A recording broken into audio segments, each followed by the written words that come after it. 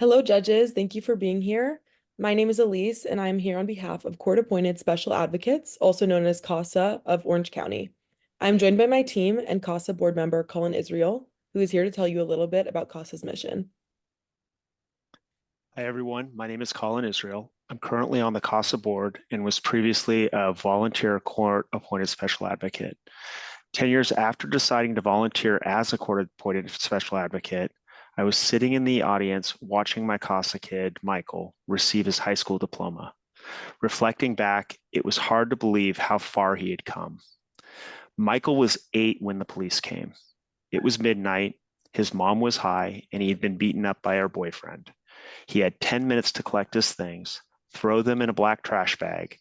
After that, his life changed forever. I received 40 hours of training before getting paired with Michael. This didn't prepare me for the role that Michael needed me to play. Michael's new reality included a bunch of overworked and disconnected adults doing their best to fill a parental role. Michael's social worker had over 30 cases and was lucky to spend a couple hours per week focusing on his well-being. Michael was a number in the system. There are 400,000 kids in foster care in the US. They get moved from home to home and shuffled between schools and social workers. They're all alone. In the first year after being placed in foster care, Michael was in his third home, assigned his second social worker, and attending his second new school. He had a learning disability and suffered from abuse.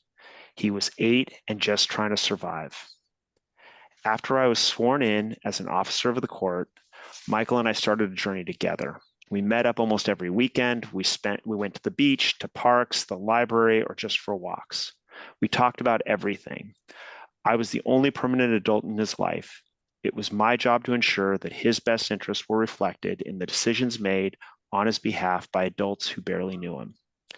Michael was adopted by his grandparents when he was 14. We stayed in touch. I attended his graduation and cried when he accepted his diploma, and again when he left for college a few months later.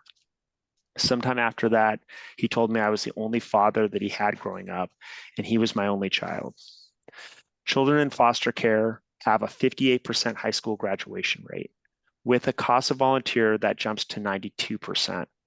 1 in 4 kids formerly in foster care become homeless within 1 year after emancipation, and 70% of the prison population have been in foster care system at some point in their lives. Providing supervision and support to volunteer advocates breaks the cycle and costs about $4,000 per child per year. There are over 200 children in Orange County alone that are on the wait list to receive a CASA volunteer. We believe that this project will help raise money and awareness for this important cause. Thank you so much, Colin, for sharing your and Michael's story. I think we can all agree that foster youth in this country deserve better. Many foster youth are forced to carry their belongings in a trash bag when they move from placement to placement.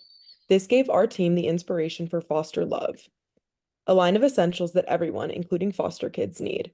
Foster Love not only raises money for CASA, but it also supplies one item to a foster child for every item purchased. The first item we plan to launch is a tote bag before expanding to other consumer products. We plan to utilize the existing connections that CASA and its board members have to efficiently and effectively produce and distribute these items. We will use a seasonal model with 2 seasons per year. Each season, a new product will be launched, allowing us to continuously grow and expand the brand. Some potential items include t-shirts, sweatshirts, water bottles, and duffel bags.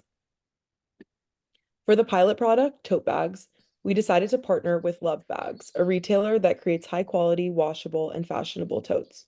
Inside the bag will be an educational tag that shares CASA's mission and promotes volunteering. As it says on the tag, for every tote bag purchased, a duffel bag will be donated to a child in need to help foster youth ditch the trash bags. In addition to this immediate social impact, our venture will also increase awareness of CASA, bringing in new volunteers to pair with the foster youth that are currently on CASA's waitlist. It will also raise significant funds to support child mentor activities, volunteer recruitment, and training. The CASA network and Southern California business landscape together provide Foster Love a unique opportunity to expand through collaboration. For example, Love Bags will feature our Foster Love totes on their e-commerce site and resell their wholesale customers like Whole Foods and the Container Store. CASA and its board of directors have close ties with the community, including the Angels and Chargers franchises. Foster Love hopes to sell co-branded totes at their retail store and feature the bags as game day giveaways to all attendees. Kappa Alpha Theta has a national partnership with CASA, and 17 sorority chapters have already committed to buying over 1,700 bags as part of their philanthropy program. We expect this channel to expand nationally within Kappa Alpha Theta and hope to extend this channel to other Greek chapters as well. CASA of Orange County hosts multiple fundraising events annually. We plan to sell the bags directly at these events and on the CASA website. Go to the next slide. Foster Love is collaborating with Love Bags to create our first tote bag. Love Bags will manage supply chain and logistics. Erica, CASA's Chief Development Officer, Love Bags, and I will leverage our CASA and community networks to market and distribute our first shipment. As a consultant in the consumer products industry, I have several retail and wholesale customers looking for philanthropic opportunities for future development. Okay, let's now take a look at our financials. We are asking for $33,000 to make our social enterprise possible. This amount would cover our first year costs of goods sold and operational expenses. Due to our partnership with Love Bags, costs are extremely low for the pilot product, as Love Bags will cover management, administration, storage, shipping, and distribution. This allows us to profit almost $80,000 in the first year. We will pursue similar deals with future manufacturers for the other products. Immediately after the first year, we will start donating 20% of proceeds to support CASA, and about 80% of net revenue will be reinvested in the venture so that we can grow and offer more products. This allows us to have significant growth within 5 years, as this model shows, and for us to be a sustainable long-term venture. By year 5, we will have donated enough funds to CASA to support the advocacy of 107 youth in foster care. This is Foster Love. Thank you so much for your time, judges.